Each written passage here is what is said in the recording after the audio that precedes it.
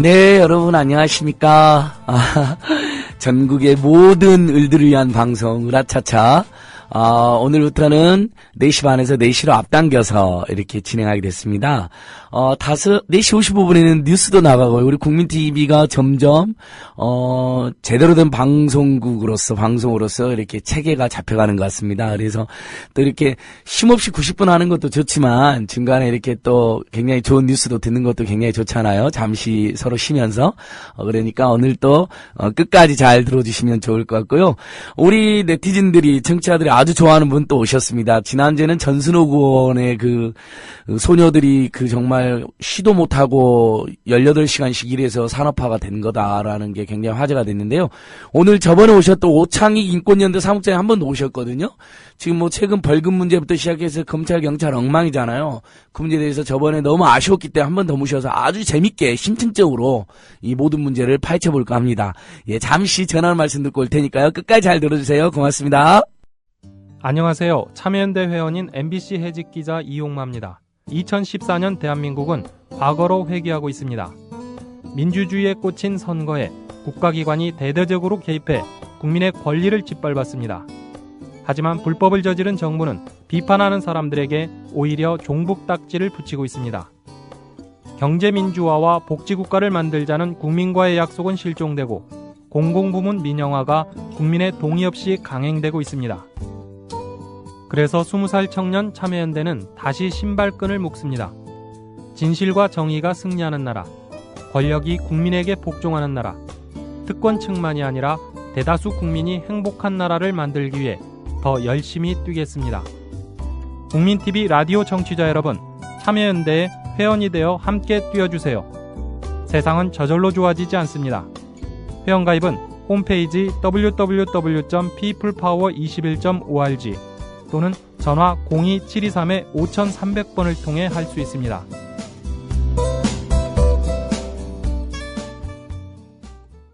네, 여러분 전화 말씀 잘 들으셨나요? 안진걸입니다. 진행 실력은 형편없지만 일들에 대한 사랑 하나만큼은 최고라고 한번 생각해 봅니다. 예, 우리 안진걸 으라차차 정말 많은 분들이 함께 해주시고 응원해 주셔서 이렇게 퇴출당하지 않고 국민들과 계속 가는 것 같습니다. 네, 근데 사실 계속 갈 수밖에 없는 게 저도 중간중간에 힘이 들어서 그만둘까 생각 많이 했거든요. 근데 계속해서 억울한 일들의 사연이 터져나오는 겁니다. 너무 열받는 일이 많이 터져나오고 그러니까 제가 그런 상황에서 계속 할 수밖에 없고 저도 힘이 더 나더라고요. 저라도 힘을 내서 우리 일들을 위해서 계속 방송해야겠구나. 실력은 없지만 재주는 없지만 그들의 목소리를 잘 전달했다 이런 일념으로 버티고 있다는 거 여러분들 많은 응원 부탁드리고요. 오늘 아까 말씀드린 대로 우리 인권연대 오창익 사무장님 한 번 더 찾아주셨습니다. 네, 안녕하세요. 국장 인사하시죠. 네, 오창익입니다. 불러주셔서 네, 고맙습니다. 예. 뭐 저번에 방송 나가고 나서 우리 인권연대 회원가입 좀 늘어났나요? 네, 한 분 늘어났어요. 아, 진짜로요? 네, 한 분. 근데 이제 국민TV 듣고 가입했다. 으라차차 듣고요. 그러니까. 네. 근데 그걸 밝힌 분만 그렇지 밝히지 않은 분도 꽤 있으실 거예요. 저희가 회원 가입이 많은 단체가 아니어서. 아니, 네, 그래도 하여튼 감사합니다. 예, 우리 굉장히. 인권연대가 국내 유일한 건 아니지만 독보적인 인권단체로서 회원이 꽤 되시잖아요. 저희요? 예. 꽤나 아니고 지금 매달 그러니까 정액으로 CMS로 내주시는 분, 소위 말하는 진성 회원은 한 1,650명인가? 와, 1,650명이면 그래도 아니, 참여연대도 있는데. 아이고, 참여연대는 거기 대기업이고요. 14,000명 정도인데 올해 15,000명이 목표인데 우리 인권연대는 올해 2,000명, 참여연대는 15,000명 요 정도는 돼야겠네요. 그렇죠? 네, 저희는 뭐 작은 부분을 다루는 거니까 참여연대에 비해서는요. 굉장히 감사한 일입니다. 그래도 검찰과 경찰과 벌금 문제 이런 걸 전문적으로 다루는 NGO가 있다는 거 얼마나 정말 든든한 일입니까, 국장님. 네, 남들이 안 해서 저희가 하게 된 일들입니다. 국장님 뭐 괜찮으니까 우리 인권연대 회원가입 왜 필요한지 한번 여름 말씀으로 한 말씀 해주시죠. 좀 쑥스럽긴 합니다만은 저희는 뭐 정부 보조 안 받고요. 기업에서도 돈을 안 받습니다. 예. 우리 자본주의 사회여서 돈이 얼마나 중요한지 잘 아는데요. 그럴수록 돈 문제에 대해서 좀 엄격해야 된다고 생각합니다. 왜냐하면 인심이라는 게 곳간에서 나는 거 아닙니까? 뭐 정부 돈 받으면서 또 기업 돈 받으면서 정부나 기업을 감시하는 건 불가능한 일이니까 예. 저희는 지금 그래도 뭐 1,600여 명의 회원들이 계시지만 회원 한 명 없던 초창기에도 정부나 기업의 지원을 사양했었습니다. 이렇게 얘기하면 야 누가 준대냐 뭐 이렇게 되묻는 사람도 있는데 네. 뭐 참여연대도 마찬가지지만 주고 싶어하는 사람들이 가끔 있잖아요. 있죠, 그럼요. 정부에서 예. 좀 잘 지내고 싶고 어차피 자기 돈 아니니까 그런데 뭐 그런 유혹에 넘어가지 않으려고 그러고요. 왜냐하면 저희가 하고자 하는 일이 얼마나 중요한지 알기 때문입니다. 그래서 감히 청을 드리는데 뭐 가능하시다면 회원으로 참여해 주시면 네, 감사하겠고요. 저희 인권연대 포털에서 치시면 홈페이지 들어오실 수 있는데 오른쪽 코너에 CMS 가입 코너가 있습니다. 그렇죠. 함께해 우리 주시면. 인권연대가 정말 경찰 감시 하나는 우리 청취자들 사실 우리나라 경찰 정말 엉망이거든요.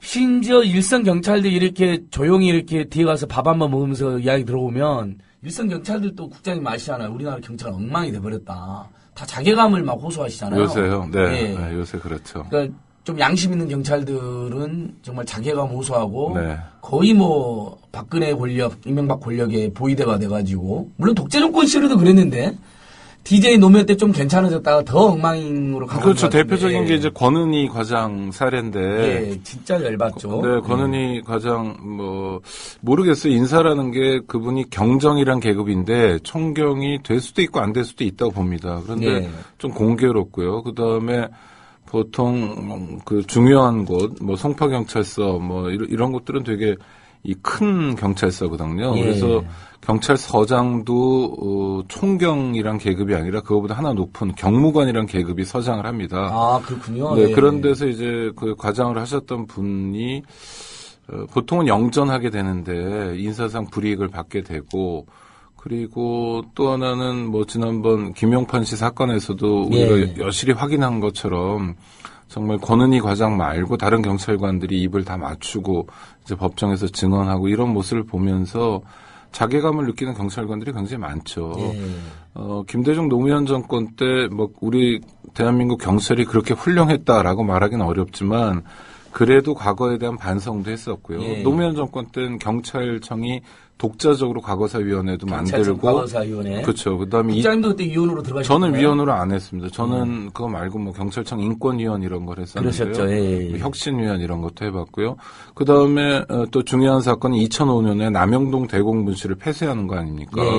남영동 대공분실은 역사적으로 매우 중요한 공간인데 특히 경찰에게는 중요한 공간이었죠.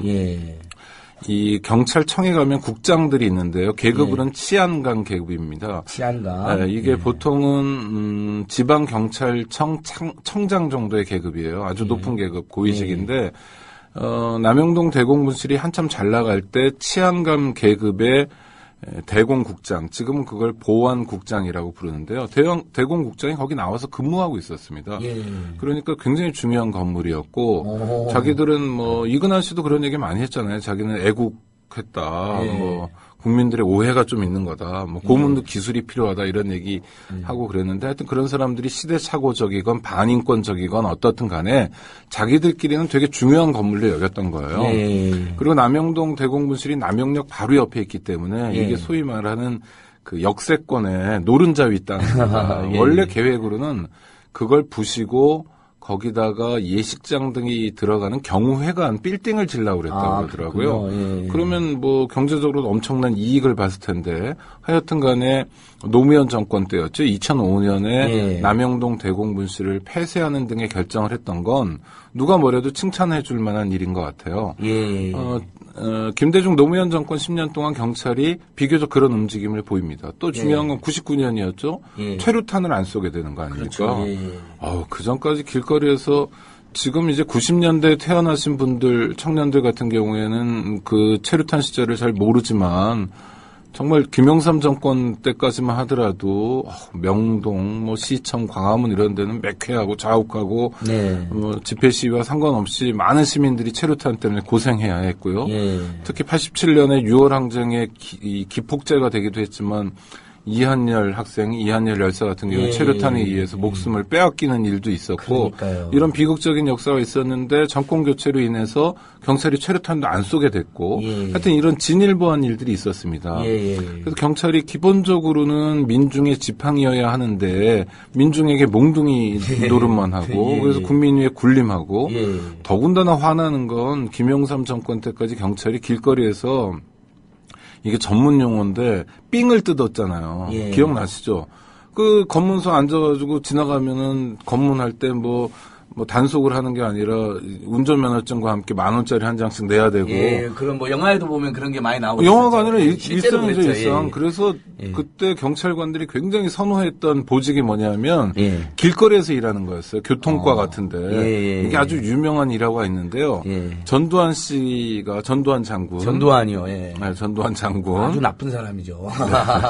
당해보지도 않았으면서. 예, 아니, 정말, 이런 얘기를 합니다. 전두환 씨가. 전두환 정권에 제가 살았는데요. 아니, 예. 사셨죠. 그게 아니라, YTN 기자한테 요새 예. 젊은 사람들이 나를 왜 이렇게 미워하지? 당해보지도 않아놓고, 이런 얘기를 전두환 씨가 실제로 했었죠. 아, 그렇죠. 예. 원희룡 씨가 세배 갔을 땐가 그때 예. 얘기입니다. 하여튼, 전두환 씨. 원희룡이 세배도 갔나요? 그럼요. 원희룡이 그분은 아주 그냥, 변신에 능한 분입니다. 예, 아주 이상한 사람이네요. 지금 어디 또 고향에 가 계시다고 그러는데. 뭐, 원래 네. 그 유명한 이야기 있잖아요. 민주당 공천 받으려고 그랬는데, 제주도로 공천 나가라니까 거부하고 그때 당시 한나라당으로 간 유명한 일화가 있잖아요. 그거는 소위 한나라당 개혁파로 들어갔던 사람들, 예. 오세훈, 예. 원희룡 이런 사람들이 다 같이 사실은 민주당 공천을 기다렸던 사람들이죠. 그랬었죠. 예. 네. 그건 김대중 유명한 정권 일화죠. 때. 예.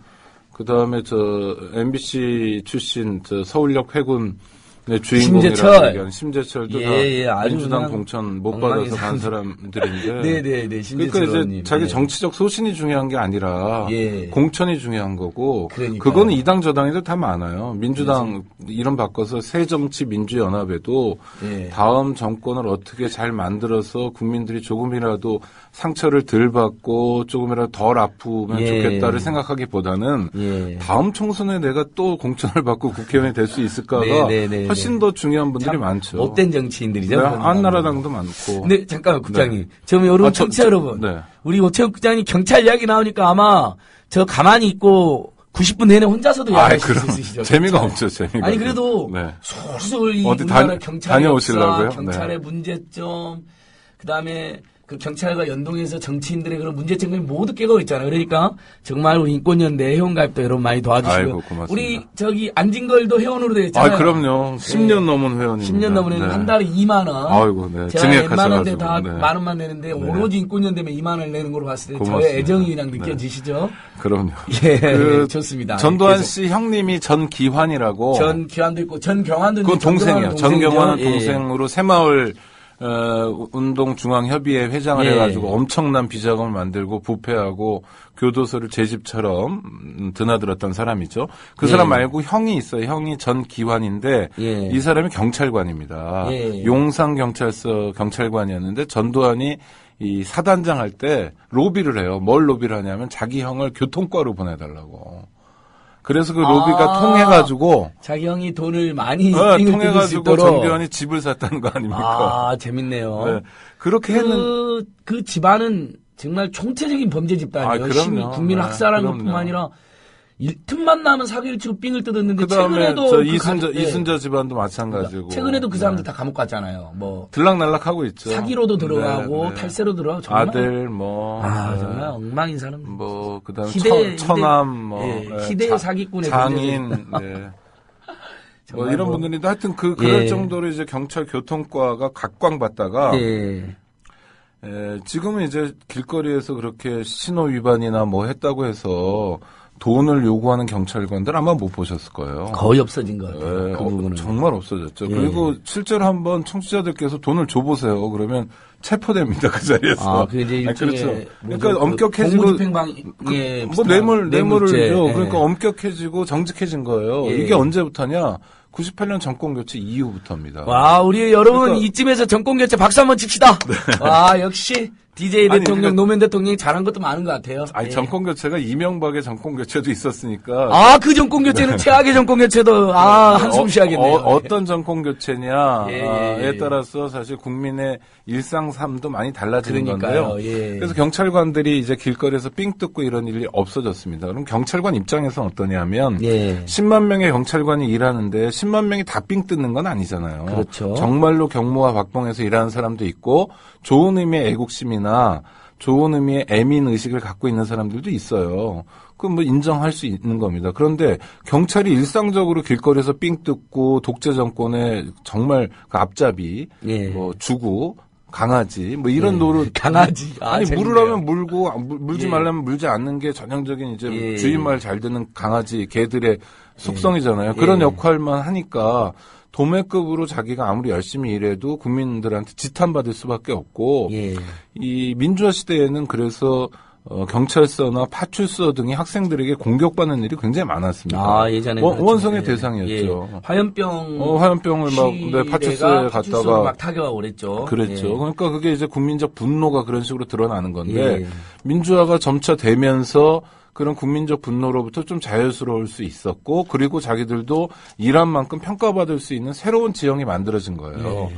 그러니까 경찰에서도 똑똑한 사람도 있고 개혁적인 사람도 있고 부패하지 않으려는 사람도 있고 기왕이면 국민을 위해서 좀 더 열심히 일하고자 하는 사람들도 있는데 이 사람들에게는 경찰이 정치적으로 악용되지 않는 게 너무너무 반갑고 좋은 일이었죠. 예. 그러다 이명박 정권 들어오면서 이제 거꾸로 가기 시작했고 그 다음에 이제 박근혜 정권 들어와서는 더더욱 많이 가고 그러니까 뭐랄까 경찰 내 개혁파랄까 조금 민주주의나 인권에 대한 신념이 있는 분들이 개인적으로는 요새 굉장히 많이 좌절하고 있는 상황입니다. 예. 그중에 단적인 사례가 권은희 과장의 사례였고요. 그렇죠. 예. 네.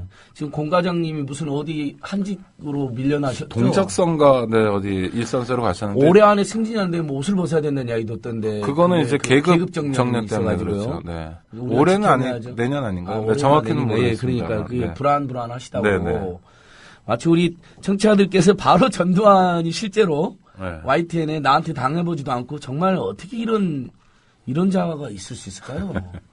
야, 국민한테. 그러니까 예. 세계가 자기를 중심으로 해서 도는 거예요. 아니 지금도 뭐 골프 치러 가고 그러면은 경찰에서 교통 통제 다 해주고요. 그렇죠. 그게 예. 어디 영화의 모티브가 됐죠. 그 29년인가 영화에 전두환 그 교통통제 준 게 나오잖아요. 26년 아, 26년 영화인가요? 네, 네, 예. 네. 거기에 조근영 감독 작품입니다. 그 감독님. 강풀 만화. 아, 그렇죠. 강풀만. 그 감독님 잘 아시는 분이세요? 친구입니다. 네. 아, 친구예요? 네. 와, 저는 옛날에 전태일 열사는 법률가 친구했으면 좋겠다고 했는데 아이, 저는 연예인을 친구로 두는 사람을 만나고 싶은데. 연예인은 아니고 고등학교 2년 동창인데 예.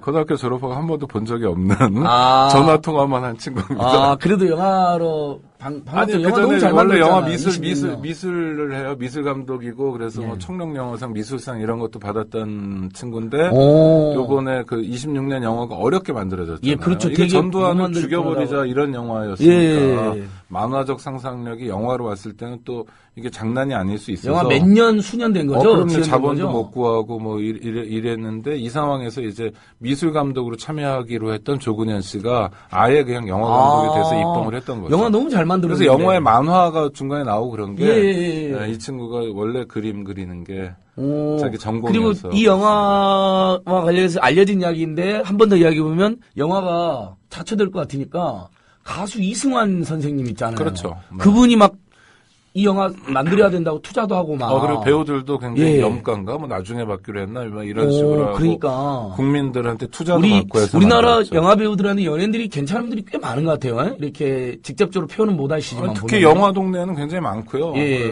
그래서 영화 동네도 약간 아니 좌빨? 아니 좌빨이 아니라 영화 동네는 아니 그쪽에서 그렇게 지금 공격하는 것 같아요. 저 막. 구속된 분 있잖아요. 영화진흥위원장 했다가 양윤모 선생님. 아니 그분 말고 그 나쁜 놈, 네, 나쁜 사람, 조이문 조이문 교수. 그 사람이 무슨 영화계가 무슨 다 자빨이라고 그렇죠. 공격하고 그 난리를 이제, 피우더니 네. 본인이 돈 받고 구속됐죠. 그렇죠. 한혜종 야, 진짜 저 어떻게 경영하면서 그런 건데 어. 그분이 그런 얘기 많이 했잖아요. 영화계는 뭐 90 몇 % 좌익이래나 좌파래나 뭐. 실제 그런가요, 근데? 그분은 궁금한데요? 극단적으로 오른쪽에 서 있으니까 자기 왼쪽은 다 그러니까 좌익일 극우파는 텐데. 전부 다 세상이 다 빨개. 아니, 영화가 종합예술이고, 예. 영화가 이제 감독이나 배우들도 마찬가지인데, 다른 장르랑 달리, 일상적으로 좀 독서량을 요구하는 장르잖아요. 영화가 예. 그냥 만들어지는 게 아니라. 그렇죠. 예. 근데 청취자 여러분들 생각해 보세요. 멀쩡한 사람이 신문 읽고 책 읽고 국민 TV 보고 국민 라디오 들으면 그냥 지들이 볼 땐 좌익이 되는 거예요. 우리는 이 정도 얘기하는 게 이게 사실 우파적 얘기죠. 이게 무슨 뭐 좌가 어디 있습니까? 나라를 똑바로 경영하자는 건 굉장히 그렇죠. 우파적인 네, 얘기잖아요. 그렇죠. 보수적인 그런데, 이야기고. 그렇죠. 우리가 하는 이야기는 주로 기본적인 얘기고. 억울한 사람들 좀 도와줘가지고 나라에 이렇게 소속감 가지고 충성할 수 있도록 세금을 네. 잘 내고 이건 예를 들면 유럽 같은 경우에는 이런 이야기 완전히 보수파들 보수파들 대화인데 이게 경찰의 기강을 바로 잡자. 미수다에 나온 미수다에 분 누구 따루신가 그분이 따루님이. 그랬다는 거 아닙니까? 민주노동당 옛날 민주노동당 핀란드에 갖다 놓으면 우파 정당이라고. 아 그런가요? 아 너무 재밌네요. 야 진짜. 하여튼 그분들이 보기에 상대적으로 진보적인 분들이 영화계에 많이 있죠. 예. 그 전에 통합됐을 때 민주노동당 당원들 중에 박찬욱 감독도 있었고, 박찬욱 감독님, 봉준호 배우님, 봉준호 감독 이런 정말 세계 우리가 자랑하고 내놓는 대가 반열에 그러니까 들어선 최고 스타들. 영화 감독들이 다 진보정당 당원이었고 지금 이제 진보정당이 많이 깨지고 위축되고 했지만 정말 그런 거 보면 진보정당들 지금 엉망으로 된 것만 생각하면 너무 가슴 아프죠. 그러면 새누리당을 지지하는 영화 감독이 몇 분 안 계신데 박아무개 감독 이렇게 몇 분 계시긴 해요. 아 그래요? 네, 옛날 분들. 그런데 그런 분들 정인혁 감독님 이런 분들도 이름 올려놨더라. 옛날 MRV 만드신 분. 그러니까 지금은 작품을 참 재밌었는데 왜 갑자기 새누리당을 지지하시고 안 하시고 못 하시고 이런 분들은 왜 가장 유명한 남자 배우 신성일 씨가 새누리당으로 한나라당으로 대구에서 출마해서 강신성일이라는 강신성일 이름 바꿔가지고 아니 그분이 그 전에도 용산 등에서 국회의원 출마 많이 했었어요. 아, 그랬었나요? 1981년부터 국회의원 출마했던 분이에요. 와, 여러분 오늘 이야기 너무 재밌잖아. 이 인권위원회 오창국장님은 경찰 문제뿐만 아니라 한국 사회와 정치의 속살, 권력 이면을 모두 독달하신 분이에요. 너무 재밌는 것 같아요. 신성일 씨가 이태원의 태평극장이라는 거를 가지고 있었어요. 아, 그랬어요? 태평극장이 뭐냐면 지금 이태원에 보면 커다란 뭡니까 이게 잠도 자고 목욕도 하고 단어가 왜 생각 안 나죠? 찜질방. 아, 찜질방. 이태원랜드라는 그 커다란 찜질방이 있는데 그 찜질방이 옛날에는 태평극장이었어요. 그게 81년 총선 때 출마하고는 신성일 거였는데 다른 사람에게 넘어가고 하여튼 그럴 때마다 이제 재산 하나씩 처분하면서 국회의원 선거에 꾸준히 나왔죠. 여러 번 떨어졌습니다. 그러다가 정 안 되니까 대구에 가서 한나라당 공천을 받고 된 거죠. 송일국 씨 어머니 김을동 씨 같은 사람도 여러 번 나왔죠. 이당 저당 바꿔 여러 번 떨어졌는데 그러다가 이제 친박으로 붙어가지고 이제 국회의원까지 간 거죠. 의지 한국인들이에요.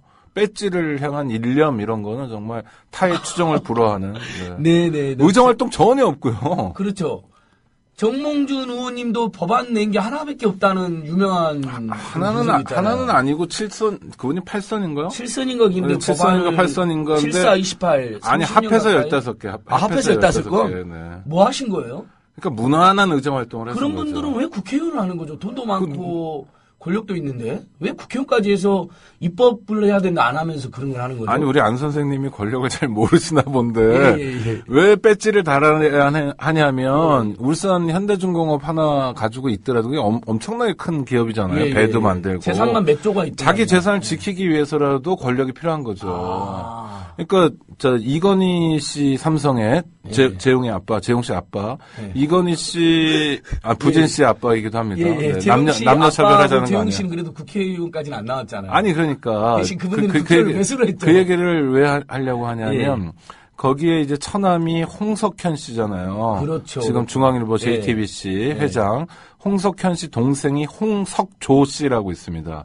이 사람이 검사 출신인데요. 검사장까지 했죠. 그러니까 홍석현, 홍석조, 그다음에 누나인 홍라이, 아버지는 홍진기라고요. 예. 법무부 장관도 하고 예. 4.19 때 법무부 장관이에요. 그래서 이 사람 원래는 이 탄핵받아가지고 굉장히 많이 고생해야 될 사람인데 당시 내무부 장관인 최인기가 독박 쓰고 사형 집행당해서 죽었고 예. 홍진기는 죽음까지 당하지는 않았습니다. 그러다가 이제 예. 이병철하고 연계돼가지고 뭐 결혼 사돈도 맺고 이러면서 TBC 회장도 하고 그래요. 홍진기가 예, 나중에. 하여튼 그 집 아들인데 제가 말씀드리려는 건 뭐냐면 그 홍 씨들이 하는 기업은 보광이죠. 그다음에 이건희 씨가 하는 건 삼성이죠. 예. 보광도 엄청나게 큰 기업이고요. 삼성은 말할 것도 없고 뭐 국내 최고의 기업이라고 하는데 또 불구하고 홍석조라는 검사장이 필요한 겁니다. 예. 그 삼성 엑스파일에 나오잖아요. 홍석조하고 누굽니까? 거기서 이제 대화를 나눈 사람은 홍석현과 이학수였죠. 이학수. 그렇죠. 그러니까 검찰 거물들은 홍석조가 직접 챙기고 그렇죠. 석조한테 시키면 된다 뭐 이런 거 아닙니까? 검사들은 네. 500에서 1000만 원 네, 줘라 그렇죠. 이런 내용이 아니 나와서. 그러니까 그런 창구로서 홍석조가 역할을 하는 거죠. 그러니까 그런 뭐 초인류 기업이라고 자기들이 자랑하는데 삼성에게도 피부치 중에서 검사가 하나 있어야 될 필요가 있는 거는 정몽준 씨 같은 정말 거대 재벌의 오너인데도 국회의원 배지가 필요한 것과 크게 다르지 않은 거죠. 네. 아, 그런 사람들이 국회의원이 물론 이게 되고, 정몽준 씨한테 예. 제가 직접 물어본 건 아니어서 모르겠습니다만은. 아니 네. 뭐 그런 분석이 맞으신 것 네. 같아요. 그런 사람들이 국회의원이 되고 검사장이 된다는 게 너무 슬픈 일이네요. 국장님 제가 이쯤에서 네. 홍석조 전 그 떡값 그 검사의 핵심 네. 그 사람 지금 뭐 하고 있게요? 어디 들어갔습니까? 변호사 개업 안 보광그룹 했어요? 이야기하셨잖아요. 네, 보광에 가 보광그룹이 있으니까. 경영하는 네. 편의점이 CU잖아요. 옛날 네. 페밀 뭐였죠? 패밀리 마트. 마트인데 CU로 네. 바뀌었잖아요. 네. CU 회장으로 일하고 아, 있습니다. 그렇습니다. 그러면서 온갖 가불 문제의 핵심에 있어서 네. 참여연대에서 고발됐습니다. 네. 어떤 일이 있었냐면요. 그 편의점주가 너무 힘들어 자살했는데 네. 그 사망진단서를 위조를 합니다. CU에서. 아. 그러니까 이 사람이 재벌을 예. 개 못 준다 이런 예, 말. 그러니까 저기 너무 힘들어가지고 네. 약을 먹고 자살했는데 사망진단서에 마치 자살이 아닌 것처럼 지병으로 죽은 것처럼 사망진단서를 위조를 했어요. 너무 황당하잖아요. 그래서 왜 그랬죠? 아, 자기는 그러니까 가부로서 의뢰게 그렇게 예, 횡포를 그래서 하는 건 그 사람이 아니다. 죽었는데 아. 그래서 홧김에 뭐 너무 힘들어갖고 이제 약을 먹고 돌아가시는데 네. 그것도 영향을 끼친 거죠. 지병도 있었지만. 네네. 근데 그걸 지운 거예요. 무단으로. 왜냐하면 지병으로 죽은 것처럼 하려고. 그럼 사문서 위조네요? 사문서 위조죠. 엄청. 그래서 저희가 고발해서 어. 벌금 뭐 몇백만 원이 다 나왔는데 저희는 그런 일선 직원들 처벌해달라고 한 게 아니거든요. 그렇죠. 홍석조 회장이라든지 이런 사장들이 사실상 지시한 거 아니냐 무기한 거 아니냐 했는데 수사도 안 했어요. 검찰이. 이런 식이죠 뭐. 그래서 권력이 좋은 거죠. 아 네. 그렇군요. 그런 짓을 해도 저 밑에 일선 직원들 몇 명만 좀 고생하면 되고 그 직원들은 보상하면 되잖아요. 네네. 그리고 아래 것들이 윗분들 위해서 그 정도는 해줘야지 하는 인식을 갖고 있는 것 같아요. 정말 우리가 할 일이 많습니다. 우리 저 개고기님께서 CMS홈 가입하였습니다. 바로 아이고, 인권연대 고맙습니다. 가입하셨대요. 네. 오창희 선생님 화이팅 하세요. 한 말씀만 드리면 예. 회원 가입하시면 3대가 복 받는다는 속설도 있습니다. 좋습니다. 그다음에 미안해라. 좌삐리 좀비. 좌삐리 좀비님께서도 오래비 나빠하는 진성형 가입에 정기 혼하겠습니다. 아이고 고맙습니다. 서울시민님께서 전두환이 이순자 정말 순 가이가이가이 집안이군요. 뭐 약간 욕을 써놓으셨는데 예전에 진짜 전두환 이순자 관련된 그 유머도 되게 많았는데요. 아니 저 이런 말씀 하나 드릴게요. 예. 지금 어제 그제 제 친구가 아들을 이제 군대에 보냈어요. 4월 1일이었잖아요. 오늘은 4월 3일 제주 참극이 있었던 날이고. 근데 막 사무실에서 일을 하다 보니까 오후 5시쯤 됐는데요. 이제 일을 마무리하고 또 다른 일정을 보러 가야 되는데, 오늘이 만우절인데, 네. 제가 한 건도 못 한 거예요. 어떤 걸요? 아니, 그러니까 거짓말이라도 한번 해야 되는데. 거짓말을요? 네, 만우절이 지금 예. 저물어 가고 있는데, 한 건도 못 해서, 예. 저희 뭐 자매단체들이 있는데, 대전에도 있고, 청주에도 있고, 문자를 보냈어요. 예. 이제, 그냥 아주 웃기는 거짓말 한마디로. 예. 그랬는데 청주에서 일하는 이 동료인데 약간 이렇게 좀 뭐 그냥 웃어주면 되는데 약간 썩소 비슷한 문자가 오더라고요. 예. 그래서 왜 그랬나 이렇게 보니까 아들을 군대 보내고 온 날이에요, 그날이. 네, 점심 같이 먹고 아들이 306 보충대 의정부에서 입대했는데 예. 데려다 주고 이제 청주에 막 내려오자마자 문자가 온 거예요. 그러니까 별로 안 좋은 상태인 거죠. 예. 사실 그렇지 않습니까? 지금 뭐, 우리 여군 오대위 사망 사건만 하더라도, 또, 어제가요, 허원근 일병 죽은 지 만 30년 된 날이었고요. 그렇군요. 그 다음에 김원중이 사건 같은 거 아주 기본적인 의문사 사건도 해결되지 않고 있고, 허원근 일병은 아시잖아요. 이렇게 자기가 자기 몸에다가 총 3방 쏴가지고 자살했다는 거 아니에요. M16 긴 총 가지고. 그러니까 인류 역사상 누구도 할 수 없는 그런 기기묘묘한 자살을, 불가능한 자살을 김원중이와 허원근 일병이 했다는 건데 하여튼 그런 사건들도 해결되지 않고 있는 상황에서 아빠들이 엄마들이 자식을 군대 보내는 게 얼마나 가슴 아픈 일입니까? 또는 우리가 좀 민주화가 될 줄 알았는데 민주화라는 게 다 군대에도 영향을 미쳐야 되는데 아까 경찰 말씀드린 것처럼 그렇게 좋은 영향을 미치기는 커녕 뭐 군대가 좀 거꾸로 가고 있고 오히려 국민들이 걱정을 주고 있고 이러니까 아들을 군대 보내고 나면 그날 사실 좀 기분이 안 좋죠. 전두환 씨와 군대와 관련해 보면 이렇습니다. 전두환 씨가 군인이잖아요. 육사 출신이고 전두환이 자랑하는 게 뭐냐면 육사 1기부터 10기까지는 비정규 비슷했어요. 정규 육사 1기라는 거야 자기가. 11기. 네, 11기가 정규 제대로 4년 동안 공부한 첫 입학생 뭐 이런 자부심이 있었어요. 그리고 국가안보 이런 거 뭐 입만 열면 얘기했죠. 그럼 아들들을 군대 문제를 어떻게 해결했냐? 그거 아세요? 알죠. 석사장교를 했잖아요. 6개월 방이란 걸 만들어냈죠. 방위가 아니라 장교. 6개월을 장교로 가는 거예요.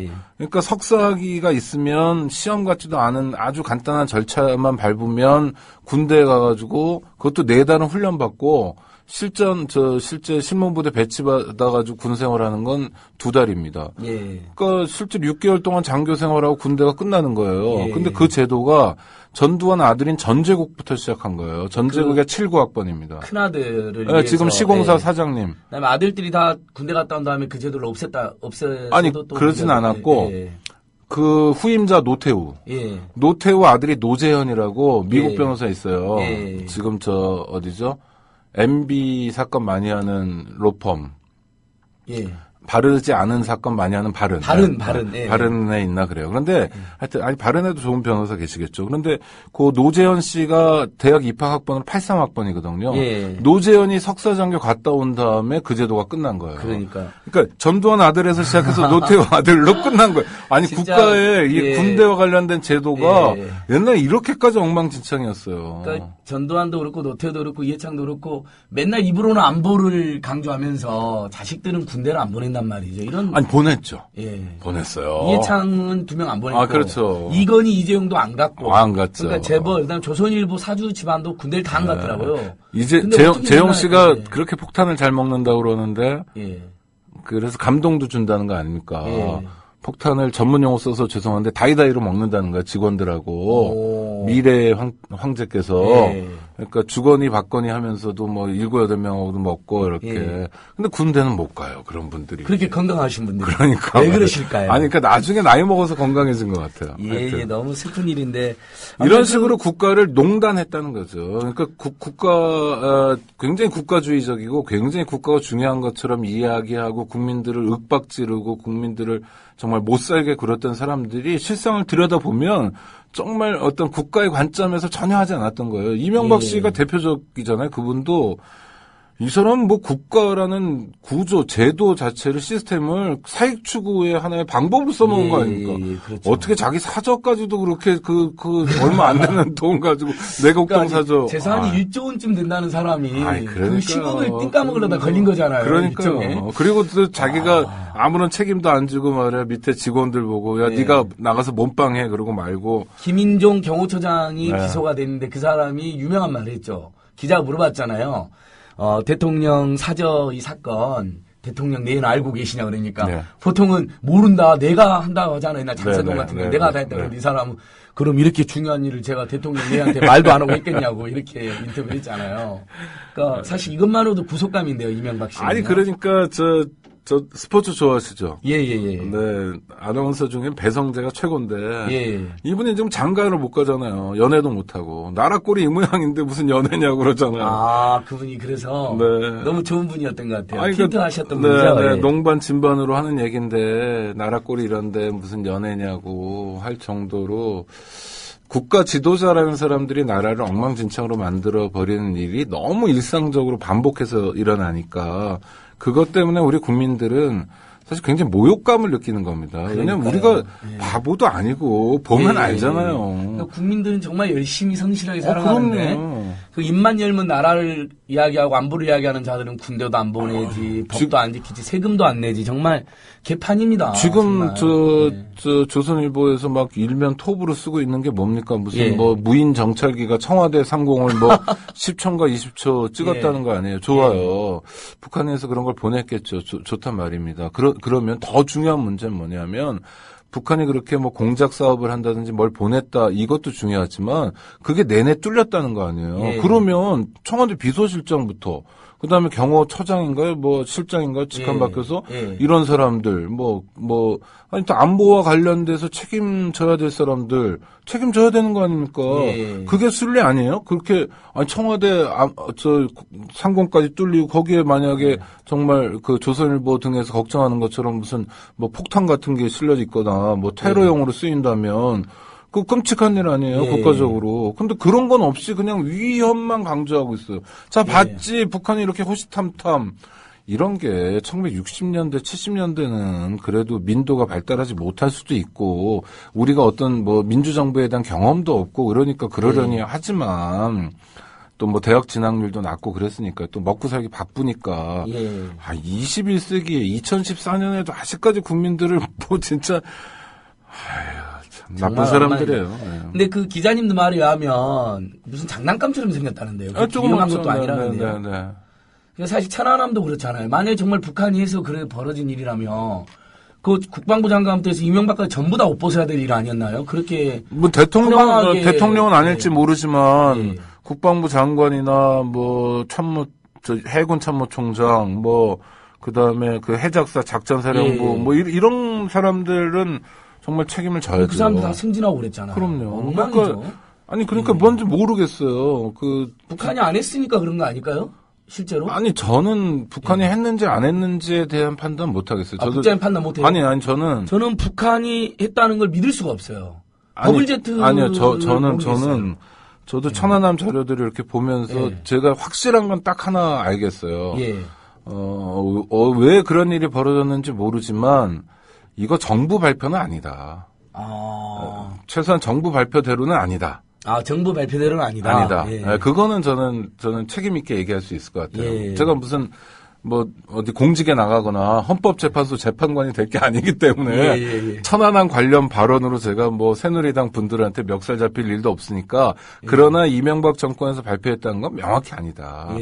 여러 가지 설들이 있죠. 거기 그날 축구 시합해가지고 점퍼 잡으러 갔다가 했다는 설부터 여러 가지가 있는데 그거 정확히 모르잖아요. 사실. 이스라엘 잠수함하고 부딪혔다는 설도 있잖아요. 그렇죠. 그러니까 그거는 정말 설이기 때문에 우리가 정확히 확인할 수 없지만 정부에서 지금 발표하는 대로는 아니다. 그러니까 북한이 했는지 안 했는지 우리는 잘 모르지만 북한이 할 가능성도 있는데 그러기에는 북한이 너무나 뛰어난 나라여야 해요. 근데 아주 국민 소득도 낮고 아무리 강성대국이라고 말하지만 실제로 그 실력도 없고 만약 무인 정찰기 같은 것도 마찬가지 아닙니까? 이 위성으로 보면 되지 뭘 그 귀찮게 그런 걸 띄워요. 근데 위성을 못 쏘니까 위성은 사실 미국이 제일 많이 갖고 있는 거잖아요. 위성 아주 정확하게 우리도 위성 몇 개 갖고 있지만 미국만큼 이제 촘촘하게 못 보는 거고요. 그건 뭡니까 국가의 실력이거든요. 그거 다 돈으로 하는 거고. 그러고 있는 나라가 북한이 여러 가지 현실적 한계, 그다음에 가난하잖아요. 가난한 나라가 그 정도의 실력을 가질 수 있다. 레이더에도 포착되지 않고 싹 들어가 팍 쏘고 그다음에 포착되지 않고 싹 빠져나갈 수 있다.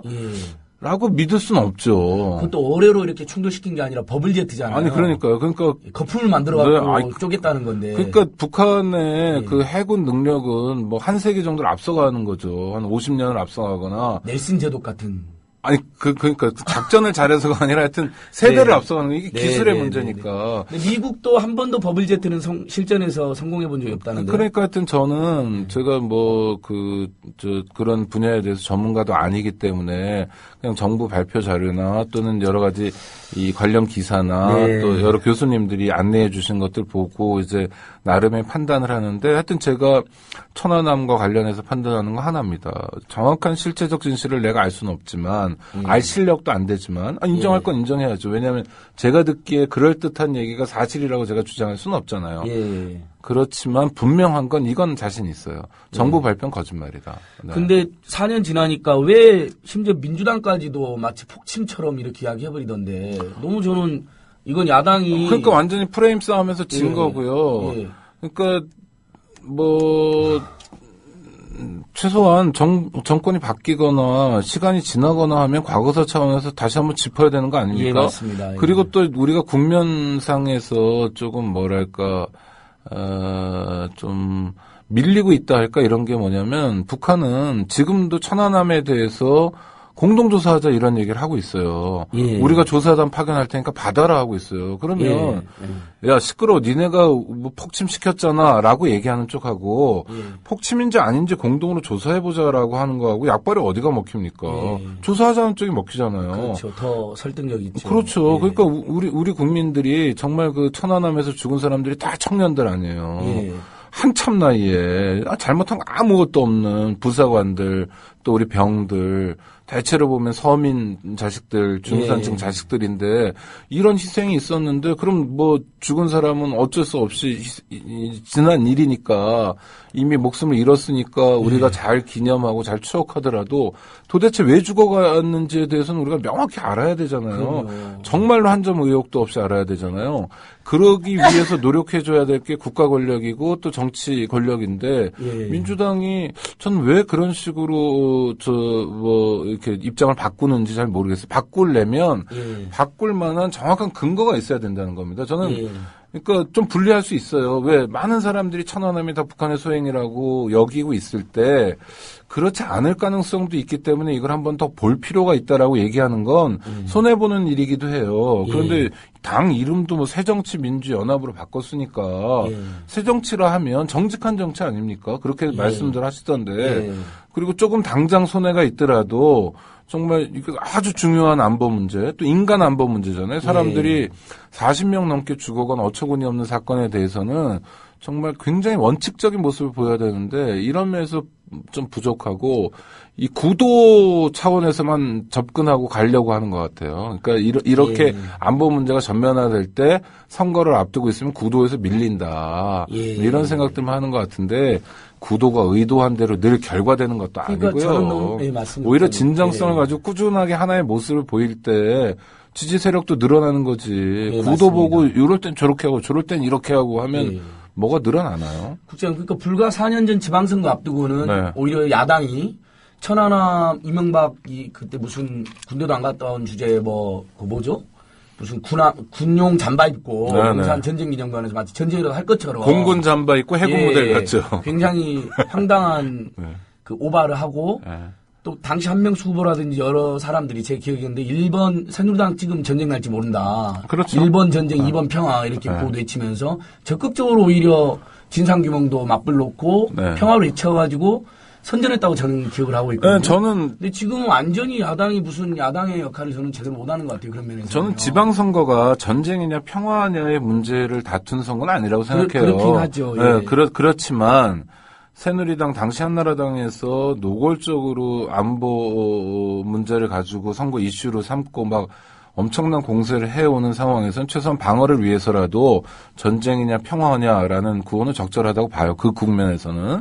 그런데 국민들이 판단했지 않습니까? 한명숙 씨는 물론 뭐 언제나 선거 지면 자기 잘못으로 진 건데 한명숙 씨가 이게 패배하긴 했지만 오세훈 씨에 비해서 아주 근소한 표차였고 또 다른 지역에서는 굉장히 민주당이 많이 이겼죠. 서울시 구청장 같은 경우에도 뭐 4개인가 빼고 다 이겼으니까 그건 뭐 압승이라고 볼 수 있을 정도의 승리를 했는데 그건 뭐냐면 이렇게 안보로 선거에서 밀어붙이기, 소위 북풍 뭐 이런 것들이 더 이상 먹히지 않는다는 것을 우리 시민들이 유권자들이 보여준 거예요. 예. 그러니까 당장 지난번 선거에 교훈도 있는데 왜 그 교훈을 잘 살리지 못하고 잘 생각하지 못하는지 좀 답답합니다. 네. 이렇게 4년이 지난 지금 천안함이라는 어마어마한 이슈에 대해서 뭔가 정부 발표가 석연치 않다라고 말하는 용기 있는 사람이 줄어들고 있는데 이번에 보니까 우리 인권연대하고 또 참여연대 그러니까 끝까지 이번에도 공식 성명을 냈더라고요. 저희는 안 냈는데. 왜 4년이 지나, 아니, 그러니까 국장님이 이제 방송이라든지 이런 인터뷰를 통해서 용기 있게 말씀하시는 거고 굉장히 사회 분위기가 이거 말하면 마치 역적처럼 몰리는 분위기잖아요. 아, 그렇죠. 참여연대는 공식으로 다시 한번 4년 지나면 아니던 폭침이 되는 거라는 도발적인 성명을 냈어요. 정말 우리 시민들이 오늘 여기 청취자들께서도 보니까 역시 우리 국민TV가 있어서 이제 YJS5415님 그래도 국민TV에 숨 쉬고 산다고 그러는데 정말 이런 누군가 용기 있게 이야기를 해야 되잖아. 아닌 건 아닌 것 같다. 아니 그렇게 큰 용기가 필요하지도 않아요. 근데 사회분위기가 막 그렇게 그러니까 제가 말씀드리는 게 뭐 극단적입니까? 그렇게 뾰족한 게 있어요. 저는 북한의 폭침인지 아닌지 정확히 모르겠다. 그러나 정부 발표라는 건 정확히 있으니까 그 발표를 따라가 보다면 뭐 진탕에 빠지는 것처럼 여기저기서 빠져요. 허술하게 짝이 없어요. 믿기지 않아요. 아니 그러면 국민이 모든 권력은 국민으로부터 나오는데 내 국민이 국가를 잠깐 그것도 겨우 5년 정도 맡아서 경영하고 있는 사람들이 이렇게 얘기하면 다 따라가야 돼요. 안보 문제라고. 그러니까요. 경제 문제 따라가고 정치 문제 따라가고 국민이 호구를 하는 거예요. 이게 민주주의예요? 이게 민주공화국이에요? 말도 안 되는 정부 말을 믿어라. 지가 황제예요? 지가 왕이에요? 말도 안 되는 거지. 박근혜 대통령은 자기가 여왕인 것처럼 생각하는 거예요. 아니 그러니까요. 아니 각자 국민이 자기 머리로 판단하고 자기가 판단하는 거예요. 아니 이명박 때 747 지금도 뭐 477인가 뭐 하여튼 474 이런 거 하면 믿어요? 창조 경제를 믿어야 돼요? 그래서 규제 개혁을 다 해야 돼요? 아니잖아요. 규제 개혁을 해야 될 분야가 있고 절대로 규제 개혁을 하면 안 되고 오히려 규제를 강화해야 될 부분도 많은 거 아닙니까? 이게 프레임으로 짜가지고 규제 개혁은 선, 뭐 규제를 남겨두는 건 악, 손톱 밑에 가시는 뽑아야 되고 전봇대 뽑아야 되고 대통령이 말하면 다 따라갑니까? 우리 뭘로 보는 거예요? 말로만. 전 정말 기분 나쁜 게 6월달 선거 앞두고 우리 보고 이 사람들이 그렇게 불러요. 유권자 여러분 그래요. 권리를 가지고 있으니까 유권자 맞죠. 그런데 정말 기분 나쁜 건 4년에 한 번씩만 유권자라고 생각하고 4년에 한 번씩만 실제로 유권자라고 부르잖아요. 우리가 왜 4년에 한 번씩만 유권자예요? 1년 365일 유권자지. 24시간 1분 1초도 다 유권자고 우리나라의 주인이잖아요. 그럼요. 우린 권리 가지고 지내는 의무를 가지고 있는데 거꾸로 여겨도 유분수지. 전 그런 거 정말 분노해요. 천안함이 북한의 그러니까 폭침일 수도 있어요. 저는 그렇게 생각하지 않지만 그러나 그런 의견도 있고 이런 의견도 있는 게 우리 민주주의의 장점입니다. 그리고 약간 서로 주장하는 진실이랄까 이런 것들이 증거를 가지고 각축하고 그 시민 일반은 그걸 가지고 근거를 가지고 판단하고 그래서 우리가 정말 믿을 수 있는 새로운 진실들을 찾아 나가면 되는 거지. 내가 말했으니까 넌 내 말 들어야 돼. 너는 사상이 불순해. 넌 종북이니까 천안함에 대해서 그딴 소리 하는 거지. 그러니까 너는 헌법재판소 재판관도 못 돼. 그러니까 너는 다른 공직도 맡을 수 없어. 라고 얘기하는 건 말 그대로 파시즘이에요. 그렇죠. 지금 거의 그런 분위기로 가고 우리 조용한 변호사님이 그래서 결국 헌법재판관이 못 갔죠. 안 돼버리셨죠. 조용한 변호사님 천안함에 대해서 약간 다른 말 한마디 했던 그것 때문에 안 돼버린 거죠. 저보다도 굉장히 좀 부드러운 언사였어요. 아주 순하시고 정부 말은 다 믿어야 되냐 뭐 이런 정도 말씀이었는데 순하시고 점잖으신 분인데 그것도 자꾸 물어보니까 청문회 때 얘기한 건데 그것 때문에 결국 못 됐는데 그러니까 조용한 변호사 같은 게 야당목 헌법재판관이었잖아요. 그건 헌법재판소를 설계할 때 여당만 들어간 게 야당 목소리도 좀 들어가서 소수자 얘기를 대변해달라는 거고 조용한 변호사가 그리고 그동안 인권 변호사로서의 활약과 활동이 있었으니까 그것에 대한 평가거든요. 가서 좀 이렇게 좀 싫은 소리도 하고 좀 헌법재판관들이 주로 인권에 관심이 없으니까 인권 문제에 대해서는 좀 헌법의 원칙을 확인해보자 이런 역할을 부여받은 건데 말도 안 되는 것 때문에 됐잖아요. 이거를 진짜로 제가 최근에 국정원 간첩 사건 관련해가지고 제가 무슨 뭐 외신하고 이렇게 인터뷰하고 이런 사람 아니지만 예. 최근에 영국의 이코노미스트랑 파이낸셜 타임스랑 연달아서 일주일 단위로 인터뷰를 했었어요. 영국의 세계적인 언론들. 세계적인 보수 언론. 예, 그렇죠. 네, 예. 경제지니까요. 예. 그런데 거기 국정원 그 간첩 사건 이런 거 간첩 조작 사건들을 얘기하면서 정말 그 사람들의 그 논조는 뭐냐면 정말 이해할 수 없는 일이라는 거예요. 그러니까 외국 우리가 그럼요. 예. 우리가 조영환 변호사가 헌법재판관으로 가려다가 천안함에 대한 그 발언 때문에 못 가게 됐다는 걸 그대로 외국 사람들한테 유럽이나 미국 사람들 이런 사람들한테 얘기해 준다고 봐요. 그럼 못 알아들을 거예요. 아 이거 통역이 잘못됐을까? 설마 이 뻥은 그러니까 그런 관념 자체가 없죠. 그 말이 안 되는 거죠. 다른 무슨 생각을 조금 내비쳤다고. 네, 조금 정부 입장을 그대로 믿어야 될지 의문이다라는 정도의 말 가지고 중요한 국가 공직에 취임을 못한다? 그런 사례가 어디 있어요? 예. 아니, 프랑스 같은 경우에 봐봐요. 지금 올랑드 대통령은 전 동거녀, 그것도 결혼 신고도 안 한, 예. 자기하고 사이에 4명을 낳은 루아얄이었죠. 예. 지난번 대선 후보였던. 요번에 또 장관시키고. 예. 그 다음에 두 번째 동거녀랑 또 헤어지고, 세 번째 동거녀 또 뭐 무슨 영화배우랑 놀고 있고, 그러다 파파라치가 찍으니까 이건 대통령이어도 사생활이다. 이러고 있는 예. 나라의 수준에서 정말 그 표현의 자유를 엄격하게 굉장히 중요한 본질적 권리로 인정하고 있는 미국 같은 곳에서 예. 이런 얘기를 들으면 정말 이해할 수 없는 넌센스죠. 프랑스는 저기 엄청 잘 사는 부자들한테 세금을 75%를 물리고 있더라고요. 아니 소득 구간에 따라 예, 다르죠. 그러니까 네, 저 거기 거의 상위 1% 그렇죠. 소득자들에게. 네.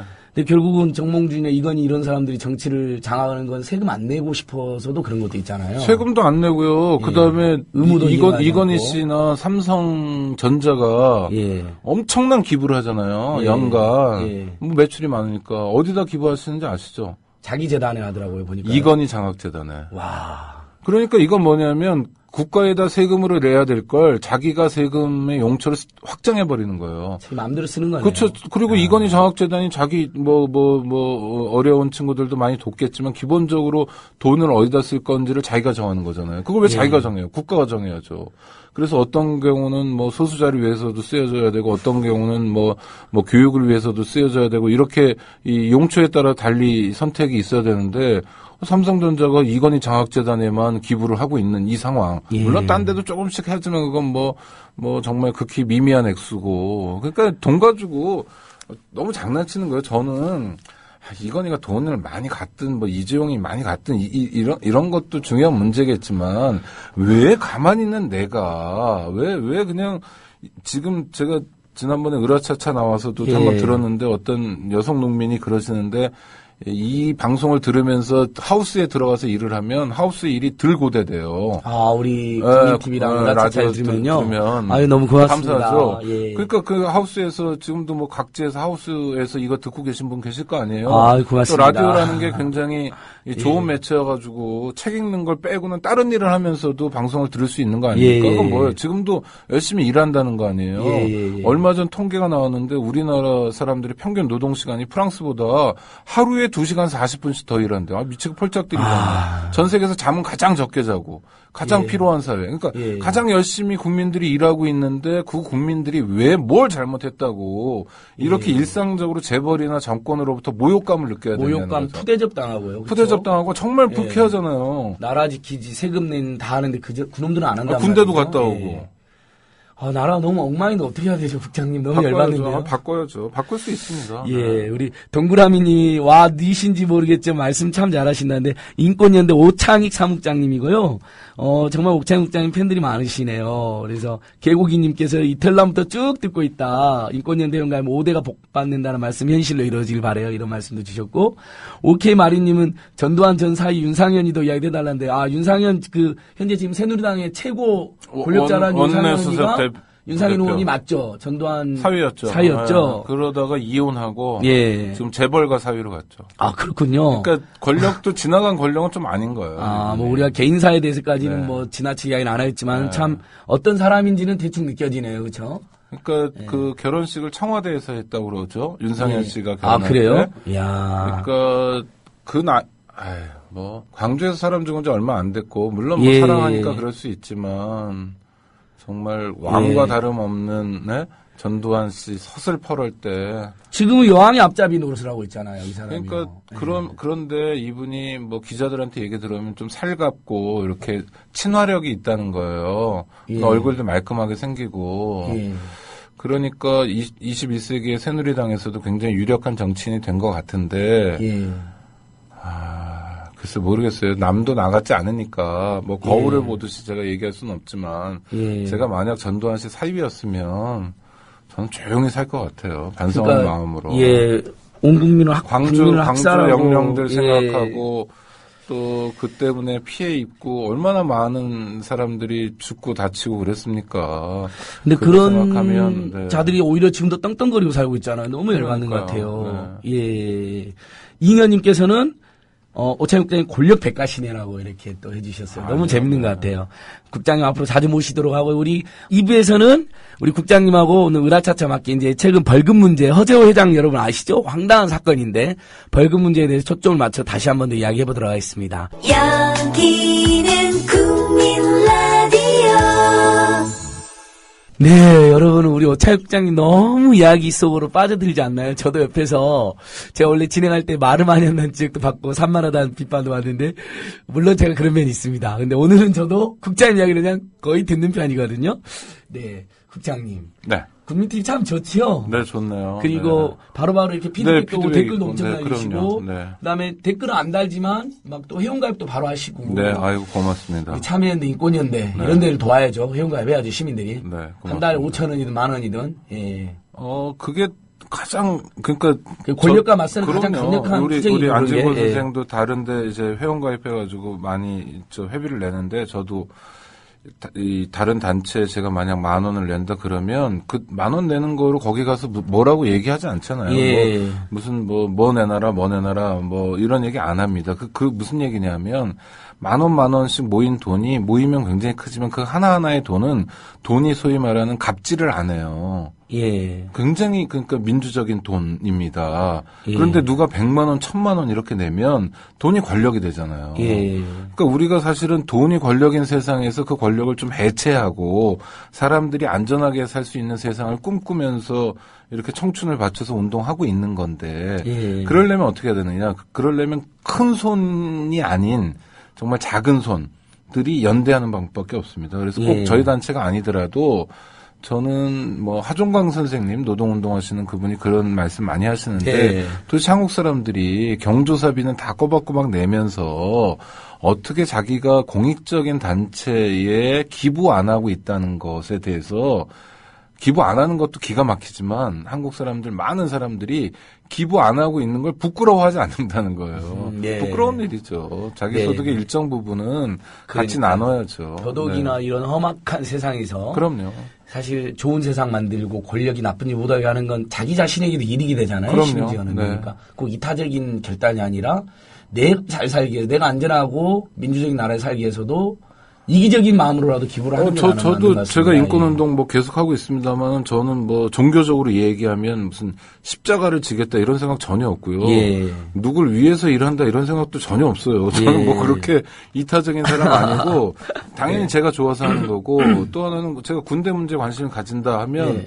제 아들이 이제 좀 있으면 군대 가야 되니까 아, 예. 우리 아들이 안 가더라 친구 아들이 가고 이러니까 예. 군대 문제에 관심 갖는 거고 또 제가 군대에서 뭐 특별히 어려운 생활은 아니었겠지만 그래도 받았던 상처가 있고 문제 의식이 있었고 다 사실은 나 자신과 관련된 일들을 하는 겁니다. 제 방식대로. 예. 그러니까 이게 특별히 어려운 거나 특별히 결단이 필요하거나 하는 일들이 아니어서 저는 하여튼 이런 참여는 좀 더 훨씬 더 광범위하게 일어났으면 좋겠고요. 네네. 우리가 부러워하는 나라들이 이를테면 노르웨이 같은 경우 그런 얘기 하는데 노르웨이 인구의 10%가 예. 엠네스티 회원이라는 거예요. 그러니까 한 개 인권 단체가 그리고? 회원이 예. 그 나라 국민의 10%라는 거예요. 아, 엠네스티가 대단한 조직이긴 하지만 노르웨이 국민이 더 대단하네요. 그렇죠. 그러니까 예. 왜냐하면 그 어린이 청소년도 있을 거고 예. 어르신도 있을 건데 그걸 빼면은 뭐 국민의 20% 이상이 엠네스티 회원이라는 거 아닙니까? 예. 또 엠네스티만이 아니라 노르웨이, 핀란드, 뭐 스웨덴 이런 사람들은 자기 나라만이 아니라 아시아나 뭐 이런 외국에 대한 아프리카나 이런 관심도 많고 예. 후원도 되게 많이 해요. 제가 그 아웅산 수치 여사가 한국에도 한번 왔었잖아요. 예.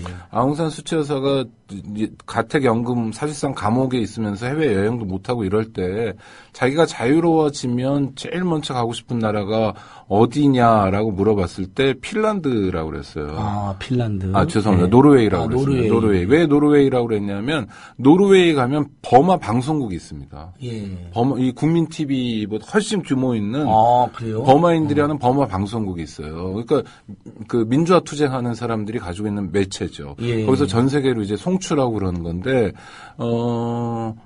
저는 그런 생각이에요. 우리 백범 김구 선생이 대한민국이란 나라가 어떻게 됐으면 좋겠는지를 이렇게 여러 가지로 꿈꿔본 장면들이 있잖아요. 예. 문화적으로도 융숭하고 이랬으면 좋겠다는 건데 이를테면 아웅산 수치 같은 분이 가택연금이 풀려서 해외여행을 자유롭게 하게 됐을 때 제일 먼저 가고 싶은 나라가 대한민국이다. 예.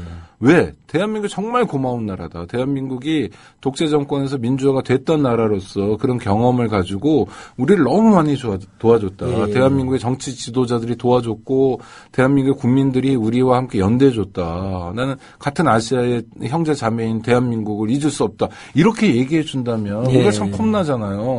그런데 우리는 실제로 어떻게 했냐면 버마에 가스가 나오니까 예. 가스 차지하려고 그러고 버마 군부 예. 그 독재 군부에게 팔아선 안 되는 군사 무기 같은 거, 군수 예. 물체 이런 거 팔고요. 그러니까 국제적으로 지탄받는 일들을 굉장히 많이 했어요. 지금도 그렇잖아요. 지금도 아까 그렇죠. 국장님 말씀하신 그 체루탄 네. 중동에 바레인. 바레인에 네. 팔아서 지금 우리 중동 학생도 한 명 돌아가시고 그랬잖아요. 그러니까 바레인 사람들이 한국에 와가지고 예. 참 니들은 뭐냐 도대체 이렇게 호소를 했는데 예. 우린 뭐 나쁜 놈이죠. 예. 세상에, 난 정말 우리나라가 바로잡기에 장등한 투쟁을 많이 해야 될 것 같은데, 국장님, 국장님 약간 개인적인 이야기인데, 원래 방이 아니야, 그게 나왔는데 현역으로 가셨다면서요. 아니, 지금 왜냐면, 네. 우리 오케이 마리님 올려주셨는데, 네, 네. 아까 우리 윤상현 의원 이야기 했잖아요. 네. 진짜 이 사람이 보니까 1988년도 5월 14일 날 입대해서, 그날 전역을 했어요.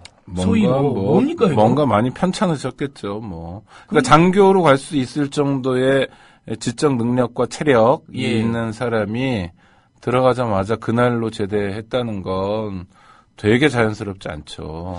근데 이런데 그래놓고는 입만 열면 안보를 이야기하고 나라 사랑 이야기한단 말이에요. 그렇죠. 남북상 대치를 이야기하면서. 그러니까 오히려 그럴수록 더 얘기하는 것 같아요. 네, 자기들이 국가 안보에 기여한 바가 없으니까. 기회가 아니라 국가 안보를 말아먹은 거 아닌가요? 예를 들면 그렇죠. 군대를 무력화시킨 거잖아요, 이게. 아니 징병제 국가에서 네. 군대 가는 게 가난한 사람, 서민의 아들들만 군대 가야 되고 유력한 사람 단지 돈이 많다는 이유로 군대 안 가도 되고 이런 것이 마치 상식인 것처럼 계속 반복되는 건 정말 나라 망하는 일입니다. 제가 예. 그 무슨 우리가 로마인 이야기 같은 책을 보지 않더라도 예. 로마하고 카르타고하고 이제 맞짱을 뜨는데 예. 한니발로 유명한 카르타고가 예. 결국 로마에게 지잖아요. 예. 왜 지냐? 훨씬 강대국이었는데 지는 이유는 로마 사람들은 싸워야 될 이유가 있었던 사람들이었잖아요. 예. 카르타고는 그렇지 않았었던 거예요. 용병이고. 예. 그러니까 지금도 마찬가지예요. 조선민주주의인민공화국과 저는 결국 통일해야 되고 함께 하나가 돼야 된다고 생각하지만 예.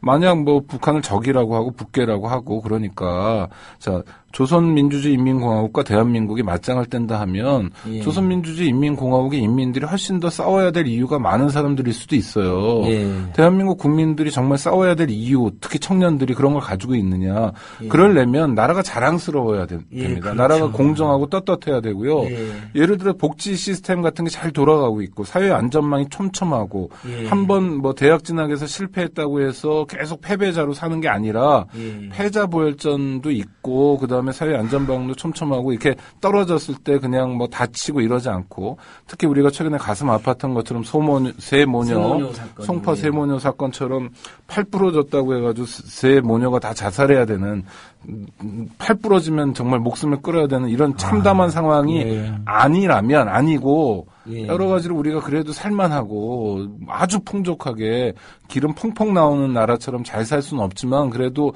살만한 나라고, 이런 살만한 나라가 된 거는 우리가 국가 공동체를 유지 운영하기 때문이다.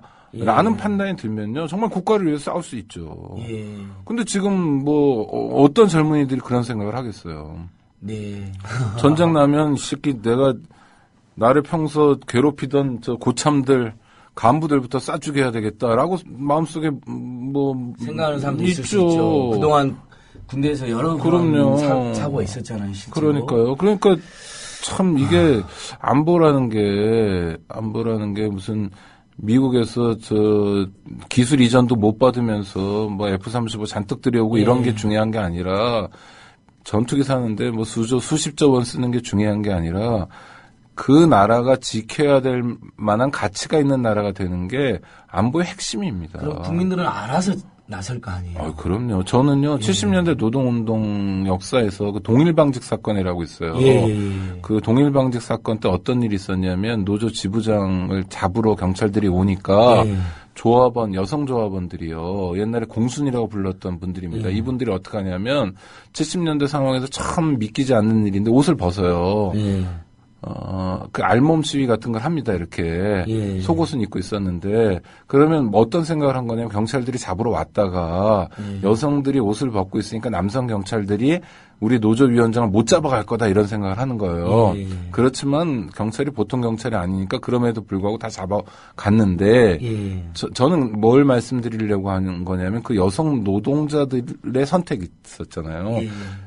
70년대 중반 상황에서 알몸이 되면서까지 노조위원장을 지키고 싶은 그 마음이 있는 거예요. 왜? 민주노조 활동을 하니까 바뀌는 게 있는 거예요. 기숙사에 반찬 한두 가지가 더 생기고, 그 다음에 주임이나 반장이 막 쌍욕하고, 막 성추행하고 막 이러는데 욕 안 하게 되고, 그렇죠? 또 공부할 수 있는 사람들 또 공부도 하게 되고, 이렇게 삶에 있어서 구체적인 조건들이 변화되는 거예요. 노조 때문에 자기 삶의 질이 개선되는 걸 확인했잖아요, 두 눈으로. 그럼 노조 지도자는 뭡니까? 이럴 땐 부처님이 예수님 같은 존재가 되는 거예요.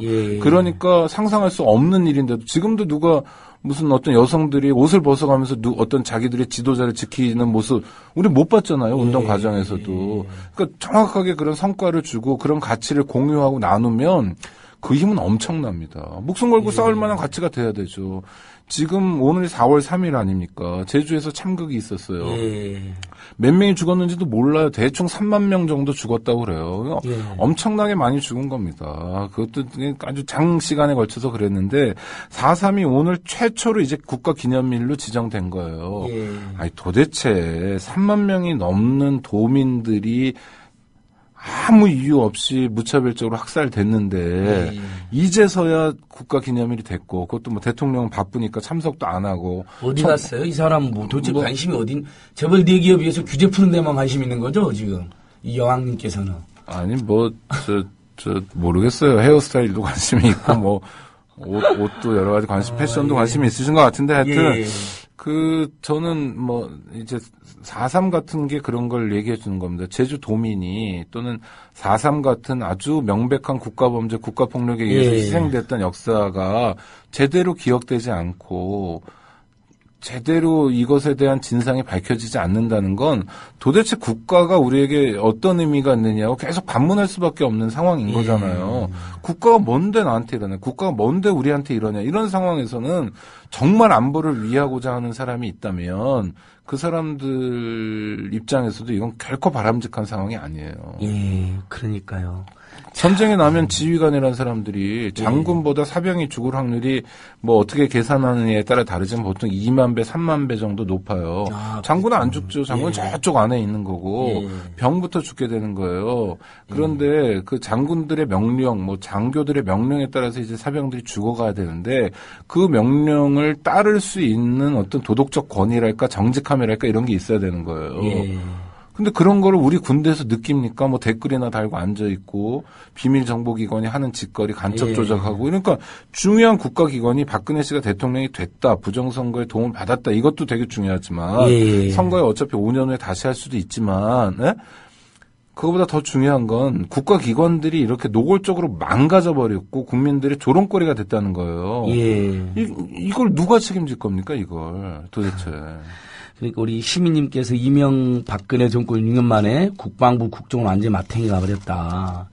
정말 수국골통이 정권들이 진짜 안보 위협 세력 이런 말도 참 맞는 것 같고 우리 노곤노곤님이 그런데 우리 국장의 말씀을 이렇게 착 달라 잘하신다고 하는데 앞으로 국민TV 계속 나와주시면 좋을 것 같은데 네, 고맙습니다. 이게 정말 우리가 지금 우리 목도하고 있는 현실은 우리의 자랑스러운 조국이라고 말하기엔 너무나 부끄럽고 참담한 일들이 자꾸 벌어지는데 최근에 우리 벌금 문제도 네. 우리 인권연대에서 문제 제기해서 잘 이슈화됐는데 그 허재호 사건 네. 오늘 한겨레신문 보니까 허재호가 5일 살았는데 25 감면해주고 일당 5억이니까요. 네. 우리 박경석 장애인 차별 철폐 연대 대표님 우리 네, 라차차도 오셨는데 네, 노들 장애인 교장 대표님 5일간 살았는데 25만 원 네. 깎아줬다는데 아니 제가 보기에는 허재호 아저씨나 박경석 아저씨나 다 거기서 거기 그냥 우리 아저씨들인데 그러니까 똑같은 사람인데 1만 배 예. 차이가 나는데 1만 배 차이죠? 1만 배요. 와. 그러니까 사람 값이 1만 배 차이라는 거예요. 기가 막히네요. 이 일당으로 계산하면 뭐 FA 대박친 추신수가 일당이 얼마나 될까요? 뭐 아마 한 1,100만 원. 250억이니까 일당이 이 사람이 더 센 거죠. 아니 그러니까 일당이 예. 추신수가 뭐 1,000만 원인가 뭐 정확히 모르겠습니다. 아니, 그러니까 그 정도밖에 안 될 1,300억인가 기회요. 그러니까 하루로 치면 365일로 나누니까 그렇죠. 4억 정도잖아요. 예를 들면. 근데 이 사람 5억이니까 허재호가 아니 호날두보다도 가져가는 세고 하여튼 우리가 상상하는 그 누구보다도 일당이 센 거예요. 예. 자, 이런 일이 왜 벌어지느냐? 그럼 뭐 법률적으로 벌금을 안 내 가지고 노역장에 가게 되는 경우에는 형사소송법 규정에 따르면 3년 이내에서만 노역을 살게 하기 때문에 예. 3년 이내 날수로는 1,095일인가 그렇게 되는데 하여튼 1,000일 좀 넘는 날 안에 선고를 해야 돼요. 예. 그런데 이건희 씨 같은 경우에 벌금이 1,100억 원이 나왔고요. 예. 하루에 일당을 1억 1,000만 원을 잡아줬습니다. 예. 그래서 이건희 씨가 만약에 벌금을 안 내서 노역을 살게 된다면 1,000일 동안 노역을 살아야 돼요. 예. 근데 이 사람은 벌금 249억인가 그랬죠? 예. 그거 가지고 하루 일당 5억을 해가지고 굉장히 깎아줬는데 50일 만에 노역으로 다 끝나게 해줬잖아요. 예. 그러면 뭐냐면 이건희 씨에 비해서도 이분을 20배 더 봐줬다는 거예요. 어떻게 이럴 그러면 수가 있죠? 이건희 씨가 허재호 씨에 비해서 20배나 더 미운 털이 박혔냐? 그건 아니죠. 예. 그건 이런 꼼수가 있어요. 이건희 씨의 경우에는 벌금을 안 낼 가능성이 전혀 없는 겁니다. 예. 이건희 회장이 1,000억 원, 1,100억 원의 벌금을 안 내가지고 교도소에 간다? 누구도 상상하지 못하는 거예요. 그러니까 예. 그냥 남들 보기 좋게 길게 찍어준 거예요. 1,000일로. 예. 마치 법이 엄정한 것처럼. 예. 벌금형보다 훨씬 더 중요한 건 앞에 징역형이거든요. 예. 이건희 씨는 징역형을 어떻게 받았습니까? 징역 3년에 집행유예 5년 받았죠. 예. 징역 3년 굉장히 무거운 처벌을 받은 거예요. 그러나 집행유예를 병과할 수 있기 때문에 실제로는 하루도 교도소에 안 가도 되는 거고 뭐 이런 처분들을 받고 있습니다.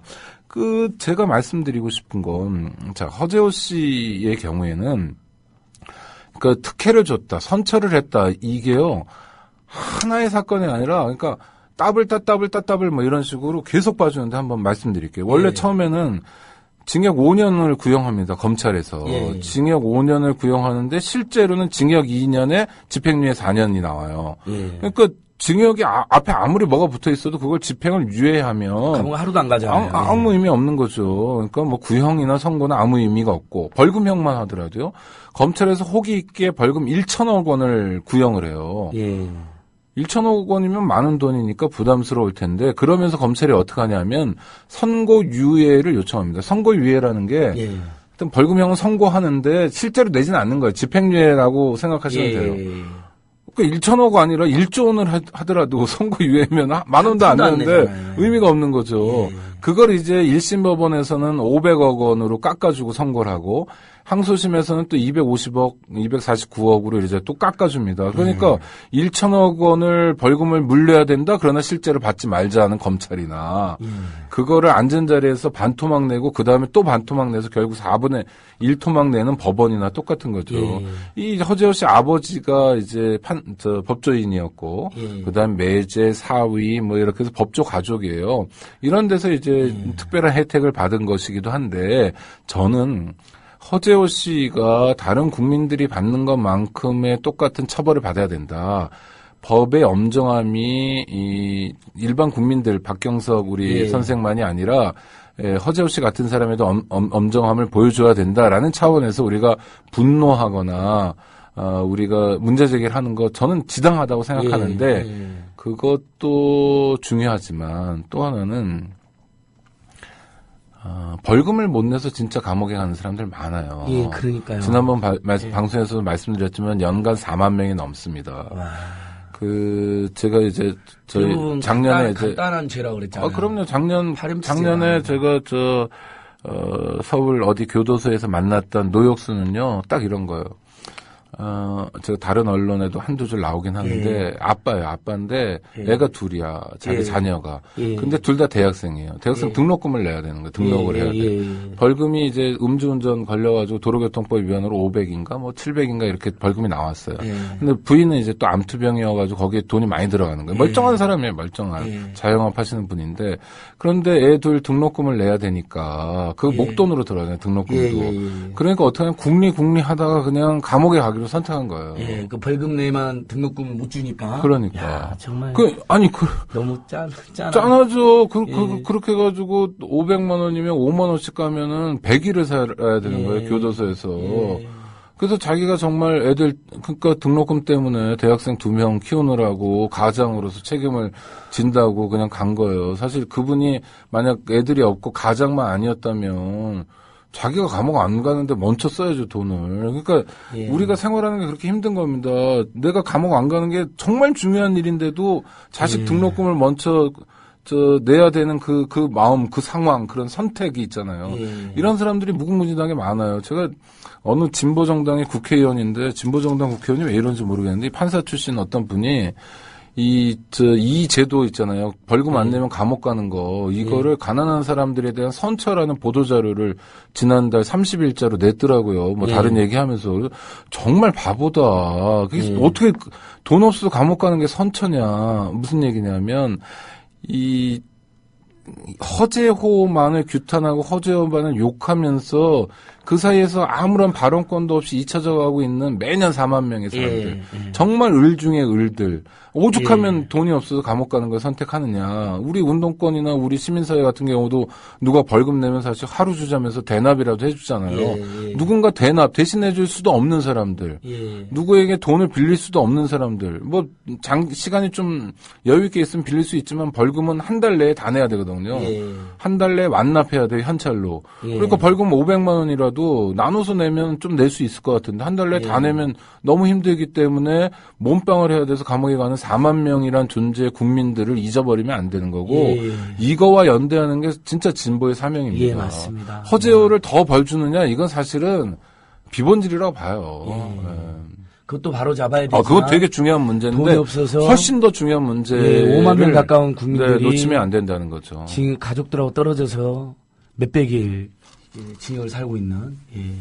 월요일날 그래서 민주당 을지로연하고 기자회견도 하셨죠, 국장님. 네, 저희가 뭐 근데 대안은 다 만들어 놨고요. 그거를 이것저것 솔직히 이 방송에서 솔직히 말씀드리면 진보 정당에도 찾아가서 얘기를 했었어요. 진보 정당이 조그맣기 때문에 입법화 가능성은 별로 없지만 근데 관심을 별로 안 보이시더라고요. 제가 이렇게 의원실에 가가지고 막 머쓱한 표정으로 안녕하세요, 뭐 자료집도 드리고 그랬는데 되게 좀 무시하시더라고요. 그래서 농담이 아니라 진담으로 진짜 왜 이렇게 관심이 없을까 답답하고 안타까웠는데 그 우원식 의원이 민주당 을지로위원회 위원장인데 이분이 다행은 아닌가? 이분이 옛날에 먹고 살기 힘들어서 세차장을 잠깐 할 때 벌금형이 나왔는데 벌금을 못 내서 노역장에 실제로 가봤대요. 우원식 의원이요? 자기가 그러니까 말귀를 딱 알아들어요. 아주 아무튼 좋은 거 아니요. 국회의원들이 그런 경험이 있어야 돼요. 그러니까